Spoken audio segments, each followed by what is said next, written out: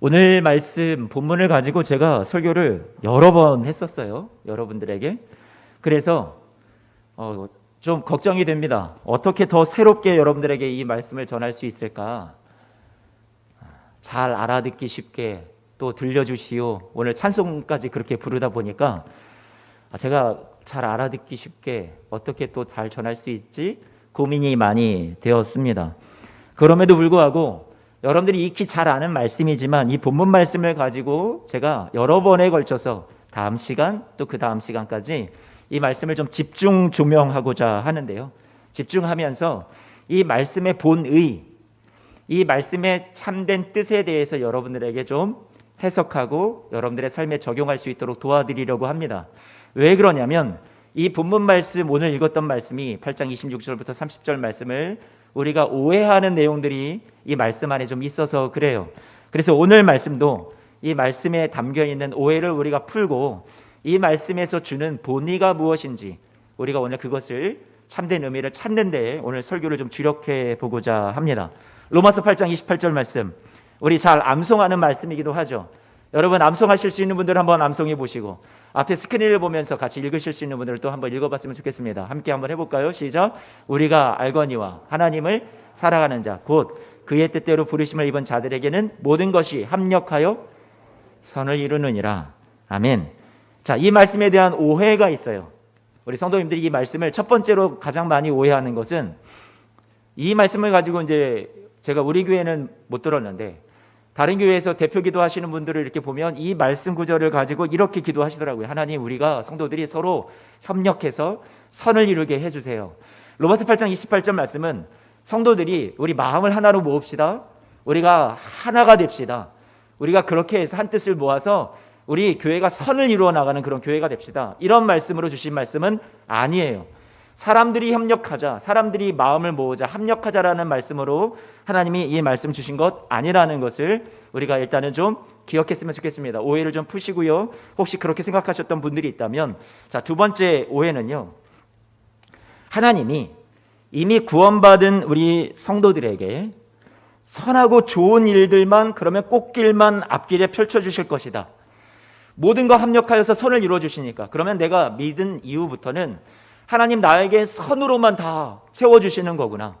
야, 나는 너무나도 좋은 거네. 이렇게 생각하실 분들이 계시는데 아니요. 이 말씀에서 모든 것이라는 것은 여러분 무엇일까요? 항상 기쁜 일들만 생긴다는 것을 말하는 걸까요? 여러분들의 삶에 좋은 일들만 생긴다는 것을 말하는 걸까요? 질병에도 안 걸리고 사업도 망하지 않고 여러분들의 직장이 늘 형통하고 성공하고 잘 되는 것을 여러분의 자녀가 앞으로 진학이나 진로에 있어서 또 취직에 있어서 모든 것이 성공하고 형통하는 것을 말하는 걸까요? 그것이 모든 것에 선을 이루어주시는 길일까요? 아니요. 그것을 의미하지 않습니다. 이것이 두 번째 오해예요. 성도들이 이것을 말씀을 가지고 그러면 우리는 성도들이 된다라는 것은 하나님 안에서 우리가 앞으로 만사형통이구나. 아니요. 그 말씀이 아니라 여러분 모든 것이라고 했잖아요. 모든 것이 합력하여 선을 이룬다. 다 모아진다는 얘기인데 그래서 하나님이 선을 이루신다는 얘기인데 그 모든 것은 바울이 그 뒤에 조금 더 잘 설명을 해놓고 있어요. 같이 말씀을 살펴볼까요? 35절 이하에 사도 바울이 그 모든 것이 무엇인지에 대해서 여기서 표현해 놓고 있어요. 같이 한번 볼까요? 누가 우리를 그리스도의 사랑에서 끊으리요 하면서 그 뒤에 나오죠. 그 모든 것에 해당되는 내용들이에요. 뭐가 있어요? 환난이나 공고나 박해나 기근이나 벗은 몸이나 헐벗은 몸이나 위험이나 칼이라 이런 것들이 모든 것에 해당되는 거죠. 그 다음 구절 한 번만 띄워주세요. 기록된 바 우리가 주를 위해서 죽임을 당하게 되는 일을 겪는 거예요. 그것도 모든 일이에요. 그리고 도살당할 양같이 여김을 받았대요. 사도 바울이요. 그의 인생은 말하자면 복음을 위해서 열심히 살았으나 하나님이 그에게 만사형통 모든 어려움을 다 회피해가는 그런 삶을 허락해 주신 것이 아니라 그는 참 고난을 많이 받았어요. 신실하게 주님을 섬겼지만 그러나 이 모든 일을 주를 위해서 죽임을 당하게 되는 것 같은 도살당할 양같이 여김을 받는 것 같은 일들을 바울은 많이 겪었단 말이에요. 그러면서 그 다음 37절 말씀에 모든 일이라고 다시 한번 반복하고 있죠. 그러나 이 모든 일에 여기서 말하는 모든 일이라는 것이 28절 말씀에서 말하고 있는 모든 것 합력하여 거기에 해당되는 모든 것이 같이 동일하다라는 얘기예요. 그 모든 일에 우리를 사랑하시는 이로 말미암아 바울은 어떻게 한대요? 넉넉히 이긴다라고 고백하고 있어요. 저와 여러분들의 삶에 어떤 아픔이 있건 어떤 문제가 있건 하나님께서 그 모든 상황 가운데 함께 하시고 동행하셔서 여러분들 이 모든 것들을 넉넉히 이기게 지나가게 해 주실 줄로 믿습니다. 여러분 로마서 8장 28절 말씀 따라서 하겠습니다. 합력하여 선을 이루어 주십니다. 선을 이루어 주십니다. 이 말씀을 달리 표현하면 한 번 더 우리 같이 한번 고백해 보죠. 저를 따라서 해보세요. 하나님 손 안에서 내 인생에 버려질 사건은 없습니다. 다시요. 하나님 손 안에서 내 인생에 버려질 재료는 없습니다. 하나님이 그것을 가지고 저와 여러분들에게 선이라는 하나님께서 궁극적으로 저와 여러분의 인생을 완성시키시는 그때가 있을 때 하나님께서 그것을 다 재료로 사용하신다라는 거예요. 제가 이 본문을 가지고 그래서 예전에 설교 말씀을 드리면서 찌개 얘기를 했었는데요. 여러분 기억하시는지 모르겠어요. 제가 뭐 김치찌개, 된장찌개 이런 걸 좋아하는데 여러분 김치찌개에 찌개만 들어간다고 맛이 날까요? 자, 김치찌개에 김치만 덜렁 넣어요. 그러면 최고의 작품이 됩니까? 완성된 모습이라고 여러분 생각할 수 있겠어요? 아니잖아요. 김치찌개는 쌀뜨물로 해야 맛있습니다. 맞아요? 어르신들 맞죠? 권사님 웃어 주셔서 감사해요. 반응해 주셔서 멸치 육수를 또 내야 더 맛있죠. 다 섞는 거예요. 멸치 육수 또 다시마도 넣기도 해요. 또 이렇게 하면은 끝나면은 좀 서운하잖아요. 맵고 달달한 맛이 나야 되니까 거기에 파도 넣고 또 양파도 썰어 넣기도 하고 김치국물도 좀 부어주고 이미 김치국물도 매콤한데 여기다가 또 어떤 사람들은 뭐도 넣냐면 고춧가루도 또 더 넣기도 하고요. 그러면 여러분들에게 묻겠습니다. 자, 이제 선한 김치찌개가 되었나요? 아니요. 여기에 누군가는 더 깊은 감칠맛을 내야 된다고 하면서 액젓을 넣습니다. 뭐 까나리 액젓, 뭐 그런 액젓들을 또 넣기도 하고요. 두부도 빼놓을 수 없죠. 자, 두부도 또 들어가야 돼요. 젊은 친구들은 여기에 스팸을 넣습니다. 저희 아들은 참치를 꼭 넣어달라고 하는데 참치를 또 넣어요. 개인적으로 저는 죄송해요. 여기에 쌀떡, 떡국떡 있죠. 그거를 또 넣고 끓이면 또 그게 또 그렇게 맛있고요. 또 당면을 또 불려가지고 거기다가 또 넣고 해서 먹으면 또 기가 막힙니다. 저희 아내가 피곤하겠죠. 그런데 거기에 또 제가 요구하는 게 또 하나가 있어요. 마지막에 활용점정입니다. 고추를 탁탁탁 송송해가지고 또 썰어서 올려야 그래야 완성이 되는 거예요. 그래야 맛깔스러운 맛이 나는 거고요. 작품이 되는 거예요. 김치찌개 선한 작품. 여러분 누군가는 그렇게 생각할 수 있어요. 왜 매운데 국물을 더 넣어야 되고 고추를 또 거기다 썰어 넣어야 되고 파를 넣어야 되고 아니면 거기에 또 액젓을 넣어야 되고 비린데 우리가 싫어할 수 있어요. 원치 않을 수 있어요. 그런데 종합적으로 이 모든 것들이 다 함께 들어가서 두부도 들어가고 김치도 들어가고 국물도 들어가고 고추도 들어가고 다 들어가서 뭐가 되는 거예요? 아주 먹음직스러운 그리고 선한 김치찌개의 작품이 완성이 되는 거죠. 그래야 제대로 된 맛이 나는 거예요. 작품이 되는 거예요. 사랑하는 성도 여러분, 우리의 인생도 저는 마찬가지라고 생각이 돼요. 하나님께서 저와 여러분의 인생을 완성을 향해 만들어 가실 때 저와 여러분의 인생에 하나님께서 버려질 것이 없게 하실 거예요. 재료로 하나님이 다 쓰실 거예요. 여러분의 인생의 매운맛도 여러분의 인생의 비린맛도 하나님께서 모든 것을 다 모아서 저와 여러분의 인생의 최고의 그런 선한 맛으로 갚아 주실 줄로 믿습니다. 참 이렇게 설교하고 아멘을 듣기가 참 김치찌개 얘기를 하고 아멘을 해주시니 너무 감사합니다. 세 번째 오해가 있어요. 세 번째 오해. 세 번째 오해는 이 말씀 로마서 8장 28절 말씀을 알기는 알아요. 하나님이 우리 삶에 일어나는 모든 좋은 일뿐만 아니라 아프고 힘들고 슬펐던 일 다 모아서 결국은 선으로 만들어 주신다라는 것을요. 그런데 여기에 또 한 가지 문제 오해가 있다면 그것은 특별한 사람들에게만 하나님이 이렇게 해주신다고 생각을 하는 거예요. 왜 그렇게 오해를 하냐면 28절 말씀을 다시 한번 볼까요? 앞에 성경을 좀 띄워주세요. 28절 말씀. 우리가 알거니와 그 다음 대상이 누구예요? 누구에게? 따라서 하겠습니다. 하나님을 사랑하는 자. 이 말씀을 오해하면 하나님을 사랑하는 자에게만 모든 것 합력하여 선을 이루어 주신다. 분명히 앞에 그렇게 나와 있으니까. 이 말씀을 우리가 잘못 해석하면 그래, 우리의 열심, 우리의 노력, 우리의 행위를 하나님 앞에 증명해 드리고 보여드려서 내가 지금 이렇게 하나님을 사랑합니다 입증하면 하나님이 받으시고 기브 앤 테이크죠. 그래, 야, 너 이렇게 했으니까 나도 너한테 좀 너의 삶을 내가 선으로 좀 만들어 줄게. 그렇게 하나님이 해주신다라는 말씀으로 오해하시면 안 된다라는 거예요. 여러분, 그 하나님을 사랑하는 자 그 뒤에 부연 설명이 나오죠. 뭐라고 말씀이 이어지고 있어요? 따라서 하겠습니다. 곧 그의 뜻대로 부르심을 입은 자들. 여러분, 하나님을 사랑하는 자, 내가 내 열심으로 뭔가를 해내서 증명해야 된다라고 생각을 했는데 그게 아니라 그 사람들은 누군지 알아 하고 사도 바울이 아니면 하나님의 말씀이 여러분들에게 하나님의 음성이 가르쳐 주시는 거죠. 하나님을 사랑하는 자가 누군 줄 알아? 이렇게 하면서 하나님이 이렇게 말씀하시는 거예요.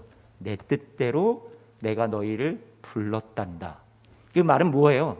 하나님이 하신 일이라는 거예요. 여러분의 지금의 여러분 됨은 하나님이 하신 거예요. 구원은 하나님이 하신 거예요. 여러분이 내 안에 내가 하나님을 사랑하는 마음이 조금이라도 있다라고 느껴진다면 그건 역시도 누가 하신 거예요?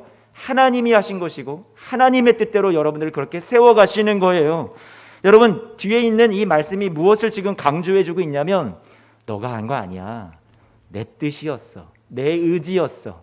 내 사랑이었어. 너가 나를 사랑하는 것 같지만 내가 너를 먼저 사랑했어. 그래서 너를 오늘 이 자리에 나를 사랑한다라고 고백할 수 있는 이 자리에 너를 내가 세웠단다라고 말씀하시는 거죠.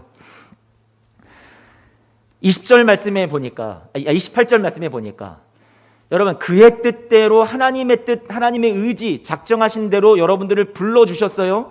자, 불렀다라는 말이 나오는데 30절 말씀을 같이 또 볼까요? 30절 말씀 보죠. 또 미리 정하신 그들을 부르시고 부르신 그들을, 여러분 앞에 28절의 말씀에 여러분을 불렀다, 하나님의 뜻이었다 얘기하셨는데 그 다음에 30절 말씀에도 그 부르신 여러분들을 불렀다 말씀하시면서 또 강조하고 반복하고 있다는 것은 28절 말씀에 하나님을 사랑하는 자들이 누군지에 대해서 여러분들에 대해서 더 부연 설명을 해주는 거예요. 여러분의 존재가 어떤 존재인지, 여러분들이 내가 하나님 앞에 이렇게 하나님 사랑했습니다, 그러니 나에게 복 주세요, 나에게 선으로 갚아주세요가 아니라 하나님께서 30절 말씀에 너희가 어떤 존재들인지 알아 하면서 계속해서 말씀해 주시죠. 내가 너희를 불렀고 내 뜻대로 내 작정대로 너희의 연약함과 너희의 죄악과 너희의 부족함과 상관없이 내가 너희를 불렀고 너희를 불러서 너희를 이미 의롭다 내가 만들어 주었고 의롭다 불러준 너희들을 또한 앞으로 어떻게 해주신다고요? 영화롭게 내가 너희의 삶을 완성할 거야 라고 하나님이 작정하신 것을 우리에게 말씀해 주고 있어요. 여러분, 얼마나 은혜예요. 오늘 우리가 한글 성경으로 보면 주어가 생략이 되어 있어요. 원문에 나와 있는 주어가. 그러면 원문에 나와 있는 주어를 넣으면 좀 더 확연하게 이 말씀이 들어오겠죠. 28절 말씀부터 주어를 넣어서 한번 다시 읽어보죠. 28절 말씀 한 번만 좀 띄워주실래요? 요거 다음 거가 있을 것 같아요. 네, 같이 한번 읽어봐요. 시작. 우리가 알거니와 하나님을 사랑하는 자 곧 그의 뜻대로 부르심을 입은 자들에게는 누가요? 하나님이, 이 주어가 들어가는 게 중요해요. 하나님이 하신다라는 거예요. 모든 것이 합력하여 선을 이루느니라. 29절도 물론 주어가 들어가지만 하나님이 들어가지만 29절 기니까 생략하고 30절 말씀 같이 또 읽어봐요.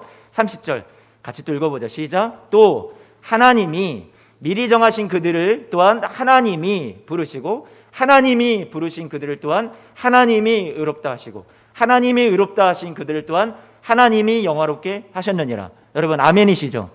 여러분 이 공간에 여러분 이름을 넣을 수 있는 공간이 있어요? 내 자격을 넣고 내 조건을 넣을 수 있겠어요? 없잖아요. 문맥 전체가 지금 얘기하고 있는 것은 너가 나를 사랑해야지만 내가 너를 축복해 줄게, 그거 아니야. 선을 이루어 줄게, 그거 아니야. 내가 너를 작정했어. 너를 복 주기로, 선으로 너의 삶에 완성을 주기로 내가 작정했단다. 그래서 내가 너희를 불렀어. 내가 하는 거야. 하나님이 자꾸만 들어가 있어요. 말씀에 하나님이 계속해서 반복되고 강조되어 있다는 것은 하나님의 주권을 말하는 거예요. 하나님의 의지를 말하는 거예요. 강력하게 여러분들에게 오늘 시간에 하나님께서 사랑의 음성으로 들려주시는 거예요. 너희의 삶이 너희가 보기에 힘들고 어렵고 내 뜻대로 되는 일들이 하나도 없지. 무엇 하나 내가 원하는 시간에 이루어지는 것도 없고 내가 원했던 방향대로 되는 것도 없고 이렇게 살아서 과연 내 삶이 선한 결말이 될 수 있을까? 우리는 너무나도 많은 절망이 있을 거예요. 그러나 하나님께서 오늘 여러분들에게 말씀하시는 것은 내가 한다? 나만 믿어. 내가 그렇게 결말을 맺을 거야. 하나님이 내가 너의 인생을 구원한 것도 앞으로 너의 인생을 완성시킬 것도 너를 부른 것도 너를 의롭다 한 것도 너를 영화롭게 할 것도 너에게 선을 이룰 것도 누가 하신다고요? 내가 할 거야. 여러분 아멘이십니까? 하나님께서 여러분들에게 그렇게 말씀해 주신다라는 거예요. 하나님을 사랑하는 자, 우리는 분명 하나님을 지금 먼저 사랑하지도 못하는 존재에 불과한 것 같아요. 그런데 하나님이 먼저 여러분들을 사랑해 주셨죠. 그러면 오늘 말씀에서 28절 말씀에서 하나님을 사랑하는 자, 곧 그 뜻대로 부르심을 입은 자들이라는 표현은 자격 없는 우리더러 하나님을 사랑하는 자라고 여러분들을 추켜 세워주시는 거죠. 여러분들을 띄워주시는 거죠. 현재의 나는 이 모양 이 꼴인데 여러분들 어떤 모습으로 될 것을 하나님께서 소망하시고 기대하시면서 여러분 그런 존재야라고 믿어주시는 거예요. 너희는 나를 사랑하는 자들이야. 여러분이 얼마나 이것이 영광돼요. 얼마나 은혜냐는 거예요. 여러분 그렇지 않으세요? 고개를 못 들고 이 하나님의 말씀 앞에 아니 어떻게 나 같은 자를 하나님 사랑하는 자라고 불러주시고 나에게 이렇게 축복해 주시고 소망의 말씀을 주시고 나에게 선을 이루어 주시겠다고 이렇게 약속해 주시는 걸까? 더 겸손해질 수밖에 없고요. 부족하기만 한 이런 날 먼저 사랑해 주신 주님께 우리는 더 마음을 드리기 원하고 더 삶을 드리기 원하는 그런 우리의 마음이 우리의 몸부림이 저와 여러분 안에서 꿈틀꿈틀 일어날 수밖에 없겠죠. 그것이 우리의 반응이죠. 우리의 삶에 대한 하나님의 주도권을 알아야 됩니다.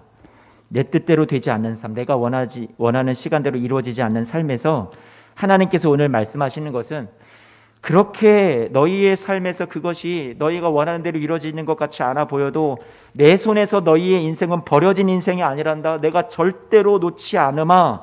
내가 너희의 삶을 끝까지 주관하마. 내가 한다. 내가 끝까지 이룰 거야. 그러니 우리도 그 하나님의 손을 붙잡고 단단히 붙잡고 끝까지 한번 가봐야죠. 하나님께서 우리에게 어떻게 선을 이루어 주실지요. 그 사실을 믿고 오늘도 버티는 거예요. 오늘도 견디는 거예요. 네 번째 오해는 이 땅에서 모든 문제가 제가 중요한 부분을 이 땅에서라고 얘기할게요. 현세의 축복에 초점을 맞추는 거예요. 이 땅에서 모든 문제가 다 해결될 것이다. 지금 고통당하는 것도 알아요. 어려움이 있다라는 거 그것을 부정하는 것도 아니에요. 꽃길만이 아니라는 걸 알아요. 슬픔도 있다라는 걸 알아요. 고난의 길을 걸어야 된다는 것도 알아요.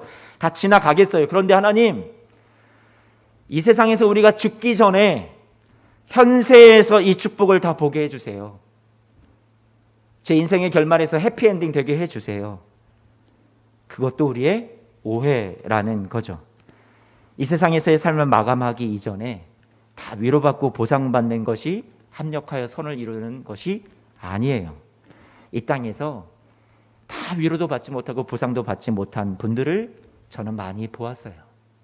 저렇게 오랫동안 고생하시고 질병에 걸리시고 힘들게 사신 분들, 그러나 믿음으로 하나님 앞에 그렇게 하나님 사랑하면서 사셨는데, 기도하시면서 그렇게 하나님 앞에 말씀 붙잡고 예배하시면서 살았는데 왜 현세에서 그 복을 다 누리지 못하시고 그 문제가 해결됨을 바라보지 못하셨을까 생각하면 마음이 안타까운 분들이 분명히 있단 말이에요. 그런데 그런 분들은 다 어디를 내다보면서 살았냐면 이 땅에서 살면서 약속은 받은 자로 돼 약속을 보지는 못했어요. 약속의 성취, 현세에서 이루어지는 완성은 다 보지는 못했어요. 문제 해결을 이 세상에서는 다 보지는 못했어요. 그러나 히브리서 11장에서 말하는 믿음의 우리 선조들, 영웅들도 그리고 믿음의 명예의 전당에 들어가 있는 아브라함을 비롯한 많은 사람들이 우리에게 가르쳐주는 것은 무엇이냐면 그들이 이 땅에 살면서 무엇으로 살았다고요? 나그네로서 살았대요. 나그네로서 살았다라는 것은 이 땅에서 집 한 채 갖고 여러 채 갖고 더 부자 되고 질병에 안 걸리고 누리는 것, 그것에 목매어서 살았다는 것이 아니라 언젠가는 떠날 이 세상에 미련 잡지 않고 붙잡지 않고 거기에 매이지 않고 다가올 내세에 대한 소망을 가지고 그곳에서 받게 될 영광과 하나님 나라의 유산을 바라보면서 이들은 하나님 앞에 당당하게 이 세상에서의 삶을 나가내로서 살아갔다라는 거예요. 어떤 상황도 뛰어넘을 수 있었어요. 세상이 감당 못하는 사람들이었죠. 왜요? 모든 것 합력하여 선을 이루어 주시는 하나님을 믿었기 때문에. 오늘 말씀의 제목을 정할 때부터요 고민했었어요, 여러분. 모든 것 합력하여 선을 이루느니라, 이렇게 말씀을 처음에 할까, 제목을 정할까 고민했었거든요. 그러면 모든 것 합력하여 선을 이루느니라 하면 자칫 잘못하면 그 결과에 너무 초점을 맞추는 것 같아요. 어떤 되어진 일, 하나님을 믿음으로 인해서 우리가 어떤 축복을 받았는지 그 상태에 대해서 너무 집중하는 것 같았단 말이에요. 그래서 말씀 제목 이렇게 하면 안 되겠다. 누구를 강조하고 싶었냐면 그 하나님, 우리의 삶에 합력해서 선을 이루시는 그 하나님에 대해서 강조하고 싶었어요. 방점이 하나님에게 있는 거예요. 그래서 오늘 말씀의 제목이 뭐예요? 모든 것 합력하여 선을 이루시는 하나님이에요. 하나님. 하나님이 중요해요. 하나님이 누구신가? 그 하나님은 저와 여러분의 인생에 선을 베풀기를 원하시는 분이시라는 거예요.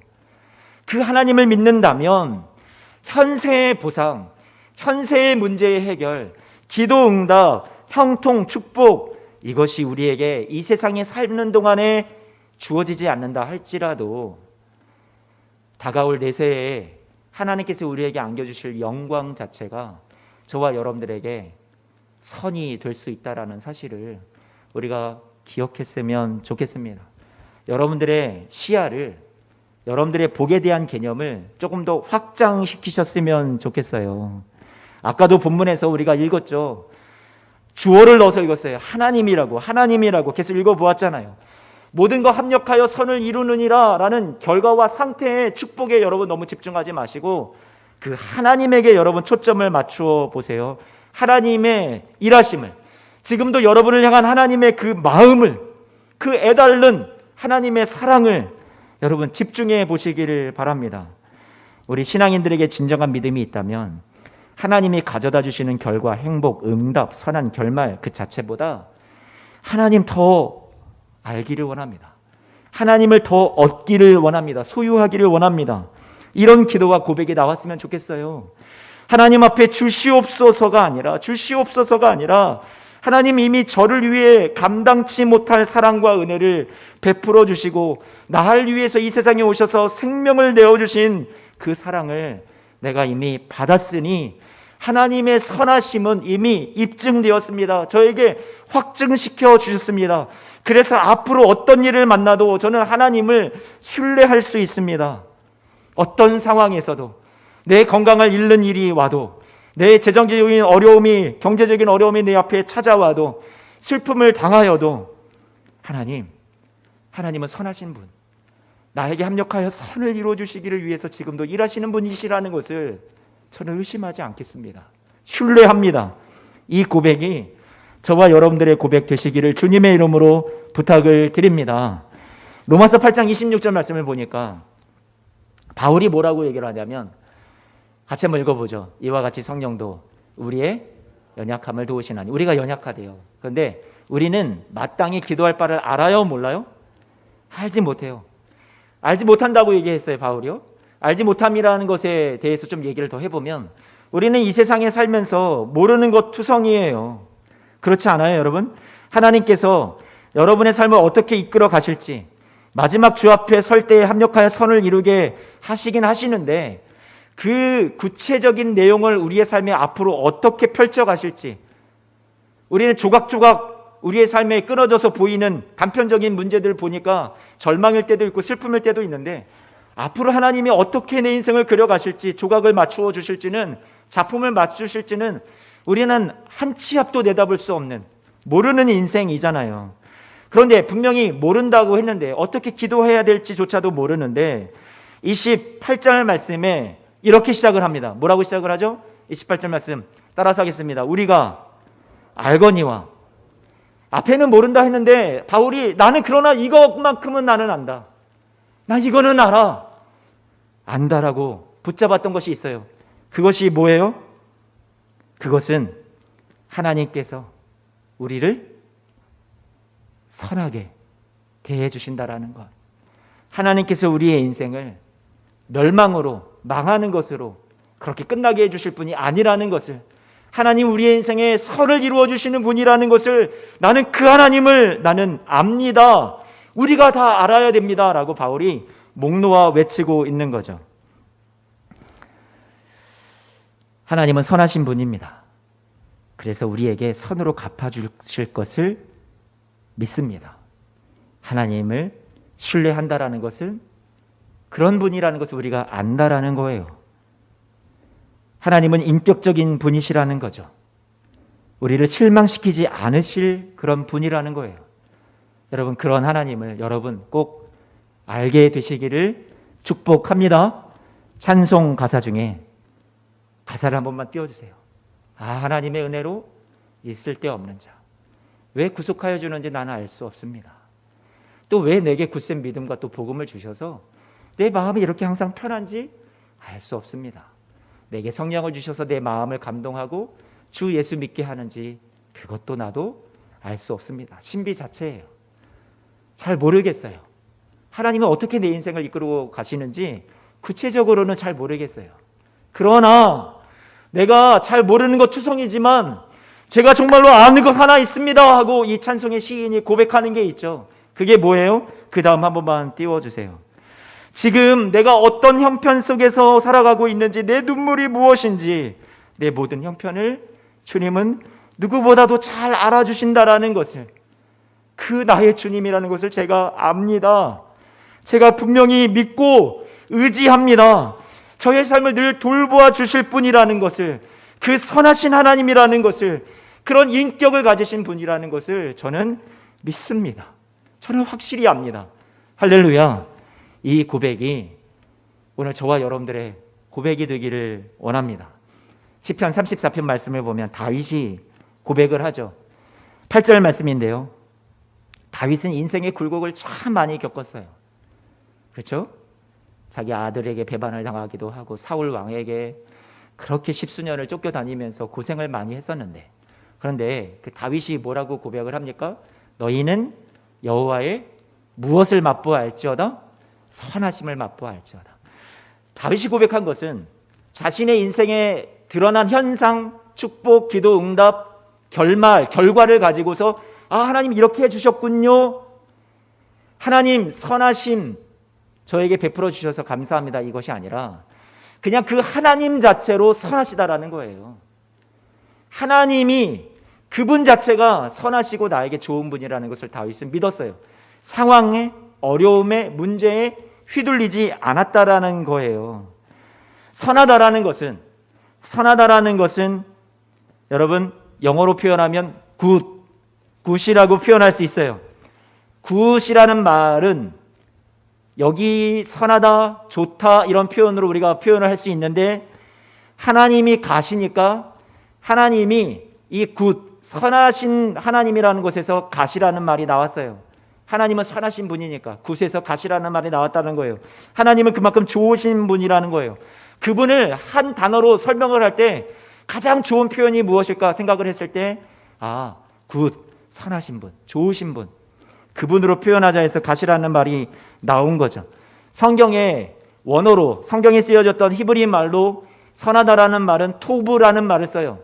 하나님께서 이 토브하신 분이세요. 하나님이 세상을 창조하시고 나서 사람을 창조하셨을 때 어떻게 하셨어요? 좋았더라, 토브하셨더라, 행복했더라 이런 뜻이에요. 보시기에 참 좋았다, 보기에 너무나도 선해 보였다, 아름다웠다 이 뜻이에요. 기뻐했다라는 거예요. 하나님께서 토부하신 분이 저와 여러분들을 위해서 토부한 세상, 선한 세상을 만들어 주시고 저와 여러분들에게도 베푸시는 것이 무엇이냐면 여러분 선을 베풀기를 원하시는 거예요. 그것이 하나님의 속성이에요. 하나님 그분 자체로 토부하신 분이에요. 선하신 분이에요. 행복하신 분이에요. 기쁨의 존재 그 근원이 되시는 분이세요. 그래서 선하신 하나님이 저와 여러분들에게 일부러 악을 주거나 일부러 고난을 주거나 일부러 괴로움과 절망을 주시는 분은 아니라는 거예요. 우리의 삶에 찾아오는 많은 부분의 불행은 우리의 욕심 때문에 이루어지는 경우가 많죠. 우리가 원해서 마귀가 사탄이 저와 여러분들에게 주는 악이 그리고 아픔이 절망이 시련이 너무 많아요. 하나님은 어둠이 없으신 분이세요. 저와 여러분들에게 항상 좋은 것, 항상 선한 것을 주시기를 원하시는 분이 누구세요? 하나님이세요. 그래서 요셉에게도 형들이 악을 행하였지만 요셉이 창세기 50장 20절 말씀을 그렇게 고백하잖아요. 당신들은 나를 해하려 하였으나 하나님은 그것을 선으로 바꾸사. 하나님께서는 선으로 우리에게 바꾸시고 세상에 악한 일을 여러분들이 경험하고 슬픈 일을 당하는 모든 일들도 하나님의 손에 들려지면 하나님께서 그것을 여러분들에게 어떻게 하면 내가 내 새끼, 내 자녀들에게 이것을 바꾸어서 선한 것으로 내가 만들어줄 수 있지 하고 하나님은 늘 고민하시고 늘 생각하시고 늘 그것을 위해서 일하시는 분이 저와 여러분의 하나님이시라는 거예요. 여러분 믿으시기를 축복합니다.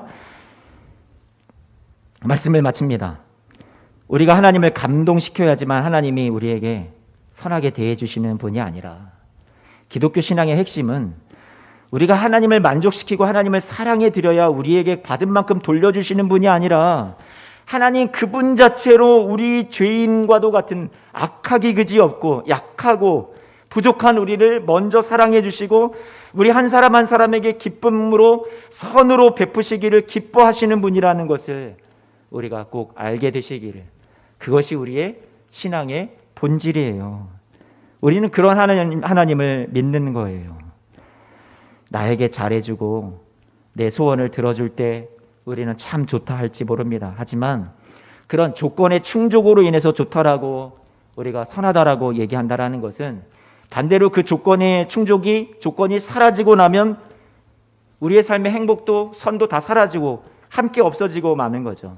그러나 그 조건이 아니라 어떤 인생에 베풀어 주시는 기도 응답과 어떤 상태가 아니라 하나님 그분이 선하신 분이라는 것을 우리가 믿고 그곳에 우리의 인생을 기댈 수 있다면 여러분 절대로 우리가 쓰러질 일, 넘어질 일이 없을 겁니다.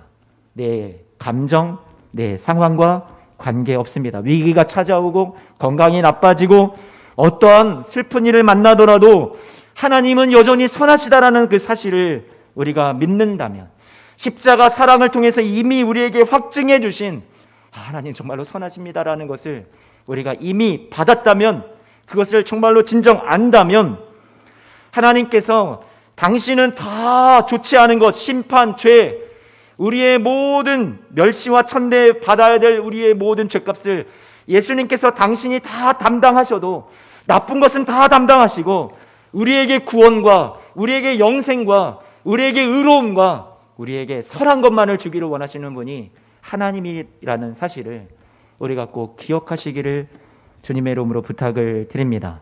그래서 다윗이 뭐라고 고백하냐면요, 이렇게 얘기하죠. 시편 34편 9절 10절 말씀 같이 한번 읽어볼까요? 시작. 너희 성도들아 여호와를 경외하라. 그를 경외하는 자에게는 무엇이 없다고요? 부족함이 없다. 하나님의 선하심을 붙잡는 사람들이요. 그래서 10절 말씀 같이 또 읽어봐요. 젊은 사자는 궁핍하여 지를지라도 여호와를 찾는 자는 모든 좋은 것에 부족함이 없으리로다. 모든 좋은 것, 세상의 현세의 축복을 말하나요? 아니요. 이제는 아시겠죠. 하나님이 선하시기 때문에 그분이 나를 향해서 베푸시는 모든 것은 항상 선하고 좋다라는 것을 믿기에 자신의 인생에 부족함이 없다라고 고백했어요. 다윗이 과거 목동일 때 살아온 들짐승을 만났을 때도 하나님의 선하심을 붙들고 물리칠 수 있었어요.